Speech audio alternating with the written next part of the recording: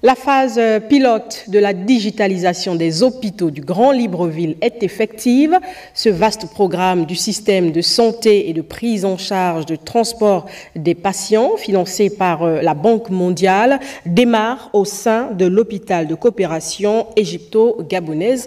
On voit cela avec Andy Tungi et Kresley Maïnda.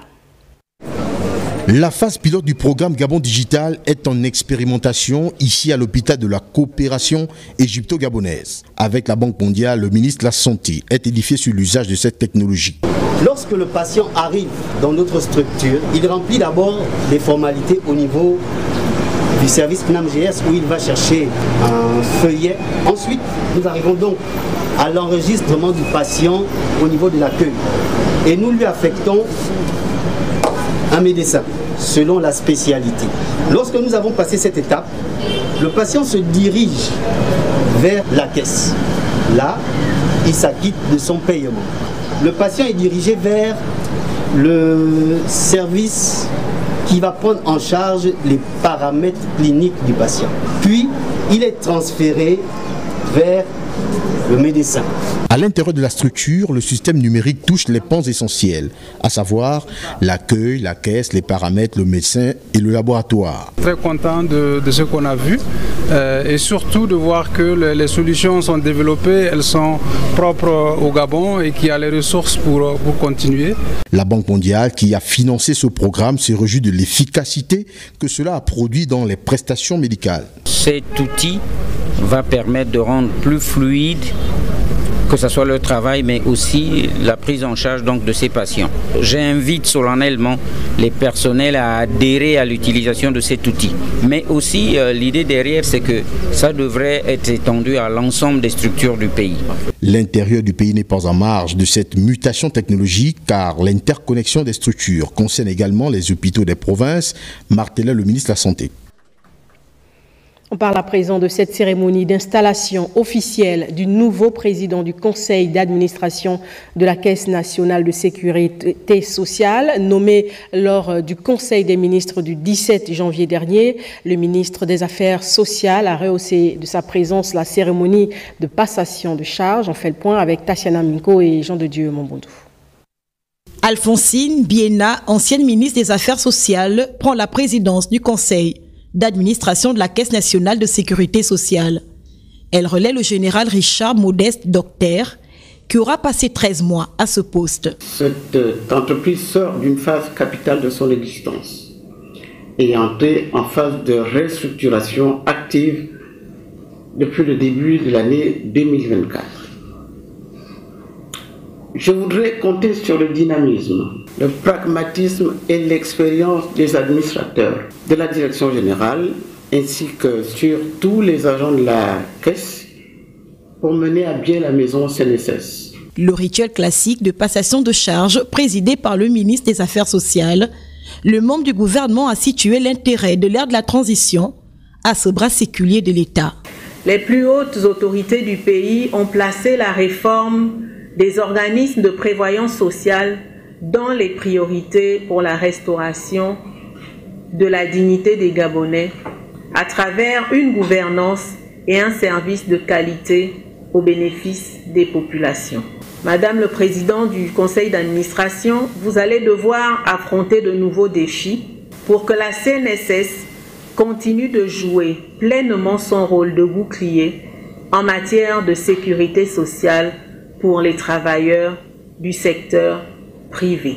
Pour rappel, le conseil d'administration assure la gestion générale des activités de la CNSS à travers ses délibérations.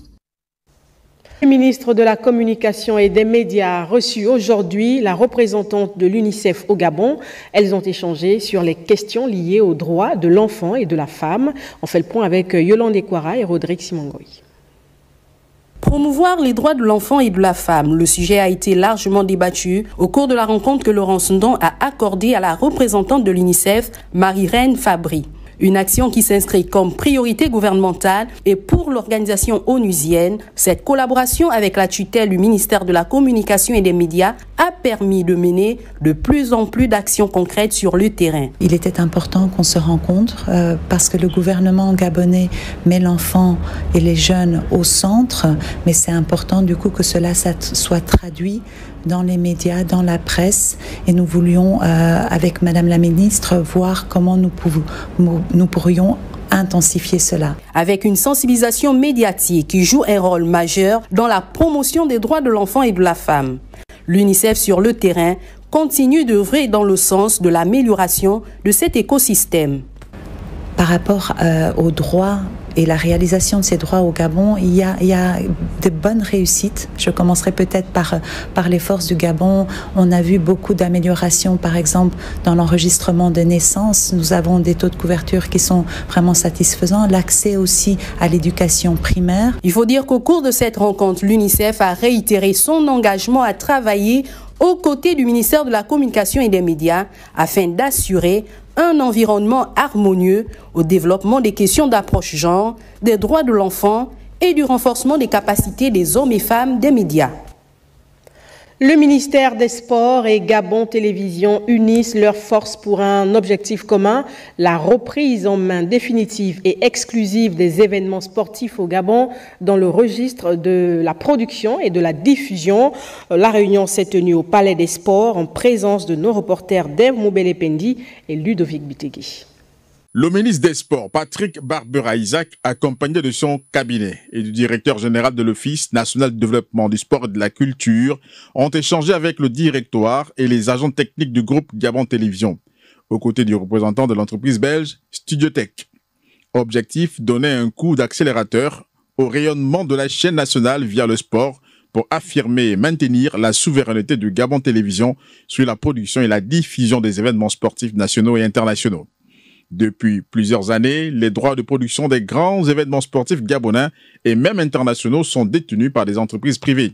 Une situation que le chef de l'État souhaite changer et définitivement faire oublier. Je suis très satisfait de la présentation que nous avons eue de ce projet présidentiel. Et effectivement, c'est un projet qui est vraiment très excitant parce que derrière, il y a des gains multiples en termes de souveraineté politique, souveraineté audiovisuelle. Le directeur général du groupe Gabon Télévision, Jean-Robert Helmout Boutinga-Boulingi, a présenté au ministre les aspects techniques et financiers de ce projet ambitieux. On peut multiplier des partenaires en termes de publicité, en termes de sponsors. Les essais ont été réalisés et on est déjà un peu dans le projet de répartition de ce qui peut être considéré comme recette. Exercice de questions-réponses, décryptage de l'offre et propositions, le ministre s'est déclaré satisfait de ces échanges. La reprise en main de la diffusion de matchs internationaux par le groupe Gabon Télévision est un enjeu majeur pour la chaîne nationale, déjà productrice et diffuseur des derniers matchs des Panthères en terre gabonaise. Cependant, la viabilité financière du projet reste un élément crucial. Je suis très content, je suis très satisfait et j'ai hâte qu'on puisse continuer d'avancer dans les prochaines phases et connaître un peu la viabilité financière du projet. Le projet d'acquisition du matériel, s'il aboutit, permettra à Gabon Télévision de renforcer son rôle de service public et de proposer une couverture plus complète et plus accessible des événements sportifs au Gabon. L'avenir nous édifiera. Le ministre du Pétrole, Marcel Abeke, a reçu les responsables de la société Valco. La question de la précarisation des emplois dans le secteur pétrolier était au cœur des échanges. On fait le point avec Lariska Lorma Mengi Osaga et Bertin Osaga. Avec le directeur général de la société Valco, Marcel Abeke a voulu avoir un point d'étape sur le dialogue social entamé avec les employés de cette entreprise pétrolière, notamment. De la campagne de forage que nous allons avoir cette année et qui va s'étendre jusqu'à l'année prochaine. De faire un état de lieu sur le dialogue social entamé avec les employés. Et c'est tellement la situation qui prévaut à Port-Gentil, celle de l'employabilité des Gabonais en essayant d'arrêter tout ce qui est précarité d'emploi. Et Valco a également donné au ministre un plan de gabonisation, grosso modo, pas simplement sur l'effectif de Valco, mais aussi sur le personnel cadre. Pour le directeur général de Valco, Vianney Okuma, la priorité d'emploi aux nationaux est respectée. Depuis 25 ans que Valco au Gabon, nous n'avions pas un accord d'établissement. C'est simplement ce qu'on appellerait la Bible des employés, de longues négociations avec les syndicats et les délégués du personnel. Et après 25 ans, nous voilà, on en a signé la semaine dernière. Donc c'est quelque chose de bien.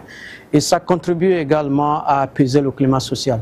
Nous ne pouvons pas nous permettre d'aller dans une difficulté, d'amener la grève et ainsi de suite. Et ça, je pense que ça c'est maîtrisé au niveau de Valco. La précarisation des emplois dans le secteur pétrole a pris des proportions inquiétantes. Le gouvernement qui a pris ce problème à bras-le-corps est plus que jamais très sensible à la question. Suite des visites de Cyrielle Zora-Kassa, la ministre de la Pêche et de la Mer, elle était à la direction provinciale de la pêche et de l'aquaculture. On fait le point avec Claude Sage-Boussougou-Matouma. Le tour du propriétaire se poursuit. Cyrielle Zora-Kassa boucle sa semaine de travail à la direction provinciale de la pêche et de l'aquaculture. Et comme partout où elle est passée, l'objectif est le même, dresser un état des lieux des structures. Ici, le membre du gouvernement touche du doigt les conditions de travail des agents et identifie les défis auxquels le secteur est confronté. Les techniciens ont promis accompagner le chef de département. Nous avons voulu lui témoigner notre solidarité, notre volonté à l'accompagner en tant que technicien de ce ministère, de ce domaine, qu'il s'agit ici de la pêche et de l'aquaculture. Et comme chaque vendredi, la descente des couleurs a marqué l'un des temps forts de cette journée. Cyrielle Zora-Kassa conclut avec une célébration différée du Nouvel An 2025, durant laquelle elle a réaffirmé son engagement à renforcer les moyens pour moderniser le secteur halieutique et aquacole. Après une longue semaine d'activités et de visite de la Direction générale des pêches, des différents centres de pêche également, j'ai été invitée par le directeur général de la pêche afin de célébrer la nouvelle année qui est la nôtre. Et je suis bien ravie de trouver des agents, du personnel qui arborent les couleurs du vert, du jaune et du bleu. Cela va être mon fer de lance pour pouvoir mener à bien les objectifs afin d'atteindre le but visé par la feuille de route qui m'est assignée par le chef de l'État en matière de pêche et de mer au niveau du Gabon. Cette visite de terrain illustre la volonté affirmée du gouvernement de faire de la pêche et de l'aquaculture des leviers stratégiques pour la souveraineté alimentaire et le développement durable au Gabon. Armande Longo Moulengi, la ministre de la Culture et des Arts, a également poursuivi la visite des entités placées sous sa tutelle. Cet après-midi, elle s'est rendue à la direction provinciale de la Culture et des Arts et à l'École nationale d'art et manufacture. Le point avec Marlène Bina. En établissement professionnel, c'est les licences professionnelles. Ils vont d'abord travailler. Voilà, après Et les masters professionnels, la même chose. Ils ne vont pas directement faire licence, master et doctorat comme s'ils étaient à l'université. Une descente de terrain consacrée essentiellement à la visite des entités rattachées au département ministériel dont elle a la charge. Armande Longo, épouse Moulengi, vient toucher du doigt les réalités dans lesquelles exercent les agents de l'État. À la direction provinciale de la Culture et des Arts de l'Estuaire et à l'ENAM, comme dans les précédentes descentes, le constat reste le même au regard des préoccupations des personnels. Nous avons identifié plusieurs problèmes dans nos visites, que ce soit dans l'administration centrale. Ce soir, je suis à l'ENAM et nous avons identifié les mêmes problèmes, notamment les problèmes infrastructurels et d'équipement. Nous savons quelle est la place accordée à l'éducation, à la formation dans les politiques sectorielles du président de la transition, président de la République, chef de l'État, son Excellence le général de brigade Brice Clotaire Oligingema. Je remonterai toutes les informations aux plus hautes autorités et je pense qu'il trouvera une solution. Toutefois, le ministre de la Culture a salué les efforts déployés par les agents malgré les difficultés. Aussi entend-elle faire un compte-rendu fidèle aux plus hautes autorités du pays pour que des solutions idoines soient trouvées. Coup de projecteur ce soir sur la route Oyenano-Sindara dans la province de la Ngounié. Restée longtemps fermée faute d'entretien, elle est aujourd'hui en pleine réhabilitation par le ministère des Travaux publics. On fait le point avec Cyril Bertrand-Galico et Michel John Boudégan. Les usagers de la route Oyenano-Sindara peuvent aujourd'hui pousser un ouf de soulagement pour cause de la reprise d'entretien de leur axe routier long de plus de 17 km. Ces efforts consentis par les autorités de la transition pour redonner via cette section de route qui mène jusqu'au district d'Ikobé avec la traversée par Bac du fleuve Ngounié sont salués par les routiers de la contrée. L'an dernier, on avait du mal à accéder à Sindara pour maintenant, quand même, ça va. Ça va et on peut faire 2-3 tours pour Sindara. Mais ça fait du bien. Ça fait du bien. C'est un Mais sentiment. seulement, il faut que ça se passe dans les normes. Il faut qu'il y ait un superviseur qui vienne après les travailleurs. C'est ce qu'on a constaté. Si vous regardez la route, vous verrez qu'il y a les bambous de Chine et c'est ce qui gaspille la route. Malgré les faibles moyens techniques dont ils disposent pour franchir certains obstacles, les techniciens de la subdivision de Fougamou ont pu réaliser des travaux spécifiques à leur environnement en attendant la dotation en matériel adéquat par les autorités compétentes. D'abord, nous avons commencé par le curage des bourbiers, mais sans rechargement parce qu'il n'y a pas encore du matériel qu'il faut, c'est-à-dire le chargeur des camions, nivelleuse, compacteur. Pour l'instant, nous le faisons avec un bulle. En ce moment, nous sommes en train de faire donc de l'ensoleillement mécanisé. Puisque le ministre des Travaux publics, nous l'avons vu récemment en train de rapatrier maintenant le matériel dans les unités. Donc nous pensons que d'ici, ça ira. La section de route centre-ville Sindara Mission 3 épis n'a pas été oubliée par la direction provinciale des travaux publics de Langounier dans son programme d'entretien des routes en terre non revêtues. Les sages-femmes ont exprimé leur fierté pour la nomination au gouvernement d'Elodie Diane Fouefoué Sonjo en qualité de ministre de la Femme et de la Protection de l'Enfance. Elle-même sage-femme de formation, c'est une belle reconnaissance pour ces professionnels de la santé. Claude Sage, Boussougou, Matumba. C'est au cours d'une cérémonie empreinte d'émotion que les sages-femmes du Gabon ont exprimé leur joie de voir l'une des leurs accéder à une fonction aussi prestigieuse. Le retour du ministère de la Femme, désormais dirigé par une professionnelle du domaine, suscite un espoir au sein des sages-femmes. Elle y voit une opportunité pour renforcer les politiques en faveur de la santé reproductive et des droits des femmes. Nous sommes fiers de cette nomination. C'est pour féliciter, pour lui montrer combien de fois on tient à elle, combien de fois nous sommes disposés à l'accompagner dans ses nouvelles fonctions de ministre de la promotion de la femme. Touchée par cette marque d'affection, Elodie Diane Fouefoué épouse Sonjo a tenu à exprimer sa gratitude. Merci au Seigneur d'avoir touché le président Brice Clotaire Oligui Nguema qui a fait sortir ce nom-là devant tout le monde, cette profession-là. Chères sages-femmes, vous êtes des femmes sages. Yes. Et vous contribuez à ce que personne ne contribue. Nous contribuons à la vie. Le seul mot, c'est l'amour. Yes. Yes. Parce que nous travaillons dans l'amour. Nous donnons, nous contribuons à la vie. C'est l'amour. Sans amour, on ne peut pas faire ce passé. Le membre du gouvernement a aussi reçu un présent de ses sœurs en souvenir. Aujourd'hui, ministre, nous sommes donc là pour dire à notre sœur que les sages-femmes du Gabon, autant que nous sommes quand même plus de 1600 sages-femmes au Gabon. Donc les 1600 sages-femmes du Gabon sont derrière Madame le ministre. Et puis elle a quand même un poste assez stratégique, celui de la femme. La cérémonie s'est clôturée sur des échanges conviviaux, symbole d'une solidarité inébranlable entre les sages-femmes, fières de voir l'une des leurs ouvrir une nouvelle page de l'histoire nationale. La ministre de la Femme et de la Protection de l'Enfance, Elodie Diane Fouefoué Sonjo, qui s'est rendue au domicile de la famille de feu Béatrice Zong, dont la disparition continue de susciter l'émotion et l'indignation. Elle a apporté la solidarité du gouvernement. On fait le point avec Bienvenue Nelkem et Gérard Ifundi. L'effroyable crime passionnel commis à Kaye, dans le 5e arrondissement de Libreville, a provoqué une onde de choc qui ne laisse pas le gouvernement de la République indifférent. La ministre en charge de la Femme et de la Protection de l'Enfance s'est rendue au domicile familial de la désormais feu Béatrice Nzong, lâchement assassinée par son ex-petite amie Rodrigue Mintsa-Meunier. Je viens ici au nom des plus hautes autorités, en tête desquelles le président de la République, Brice Clotaire Oligui Nguema, et le chef du gouvernement, assister cette famille qui a perdu un être cher. Et lorsque j'ai vu son histoire, c'est une femme leader qui contribuait au bien-être de ses concitoyens. Je suis arrivée pour pouvoir présenter les condoléances de toute la République et aussi apporter le soutien. D'abord le soutien moral. Perdre un parent cher, c'est une blessure qui se cicatrise difficilement. Alors nous sommes là pour dire à la famille que nous les tenons par la main. Nous allons les soutenir durant cette période difficile. Nous condamnons avec fermeté cet acte pitoyable qui vient ici endeuiller toute une famille. Sur place, Elodie Diane Fouefoué, épouse Sonjo, apporte le soutien du gouvernement aux proches de la victime.